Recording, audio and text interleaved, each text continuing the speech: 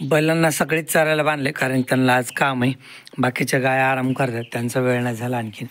आणि ह्या हरण्या आहे ना, हरण्याला आज सकाळी जंतचं औषध दिलेलं आहे. त्याला 1 महिना अगोदर पण दिलं होतं, पण आपल्याला सारखी कमेंट येत होती, तर त्याच्यामुळे त्याला जंतचं औषध दिले. आणि आता त्याचं पोट कमी पण होईल, कारण त्याला चरायला बांधतो ना तिकडं, मग चालण्यात वगैरे येतं. तर त्याला औषध मी 20 मिली दिलं आहे. माझ्या अंदाजानेच दिलं मी 20 मिली, त्याला 20-22 मिली दिले. हरण्याला इथं बटाट्याच्या साईडला चरायला बांधले. त्याने एवढं हिरवं गवत खाल्लं ना, मग त्याला अद्रकीतलं गवत आणून टाकतो. पण सध्याला त्याला खायला आहे गवत इथं. बैलाला इकडं बांधलं होतं सकाळी चरायला, चिमण्याला न्यायला. इकडं पिल्लू आणि त्याच्या आईला टाकले नेपियर खायला दोघं. पिल्ल्याला मी 12 वाजेपर्यंत राहून देतो इथं. कधी 10 वाजेपर्यंत, कधी 11, कधी 12पर्यंत राहतं, कधी 9 वाजता त्याला त्याच्या जागेवर बांधतो. असं काय नाही, पण थोडा वेळ राहून देतो त्याला त्याच्या आईपाशी. सकाळचं ऊन पण भेटतं त्याला. गाईला काय झालं आहे, म्हणजे सारखं हिरवं खायला नाही भेटत. आपण कधी बुसकट टाकतो किंवा कधी वाळलेलं गवत टाकतो. सध्याला खायचं थोडं शॉर्टेज आलं आहे. म्हणजे आता मका येईपर्यंत, मका मेथी घास टाकायला येईपर्यंत थोडं शॉर्टेज राहील. थंडीमुळं नेपियर वाढा नाही. आता येईल नेपियर, एक 15-20 दिवसात खायला येईल हिरवा नेपियर, कारण तो चांगला वाढतो हिरवा नेपियर. ह्या लालक्या नेपियरला वाढच कमी आहे, लय स्लो वाढतो. कधी 1 महिना झाला तोडलेला, आत्ताक्षी कमरापर्यंत वाढलं आहे. तरी आणखीन 1-3 फूट जास्त वाढायला पाहिजे लालका नेपियर, तेव्हा तोडायला येईल. पण चला, किल्लर येईल तर अर्ध हिरवं खायला भेटतं.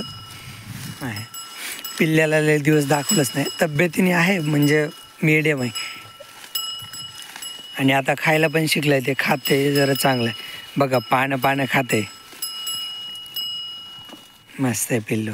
त्याची आई पण ठीक आहे. आईची जागा त्याची इथं केली, दिवस तिला सावली भेटते, काही अडचण नाही.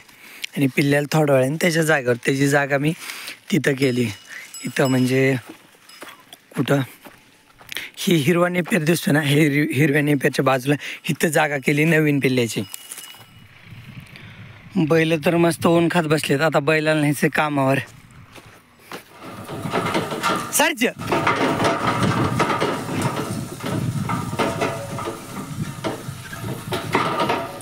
बैलांना कामावर घेऊन आलो आहे. आज अवथा आणायचं आहे. समोर बटाटेच राहणार ना, त्याच्यात काल बघितलं ना आपण, छोटं गवत आलं होतं ह्याच्यात, तर त्याच्यामुळे हा बटाट्यात अवथा आणायचं आहे. असं एक हाताने पकडायचं आहे. ह्याच्या मी उभा राहिला ना अवतावर, असं दम्मा आणि चालू आहे. कारण की छोटाला तण आहे ना, मुळ्या जास्त खोल नाहीत, मुळ्यावरच आहेत ना, तर त्याच्यामुळं मग ते लगेच निघतं गवत. आणि थोडं जरी जमीन कोरडी पडली ना, मग मरून जाईल.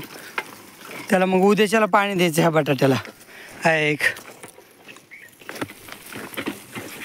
असं दोन्ही बटाट्याच्या दोन्ही लाईनच्या मधून आहोत.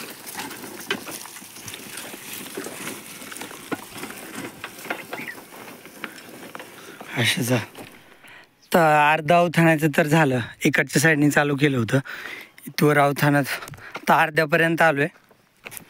एवढं काय 20 मिनटात होऊन जाईल इथून पलीकडे. रिकामाव चालवले, अवथानून तर झालं. छोट्याला गवत होतं. चल रे, आता बैलाला इथं बांधले चरायला. आपल्या आंब्याचा बांध आहे ना, आंब्याच्या बांधाशी इथं बांधले चरायला.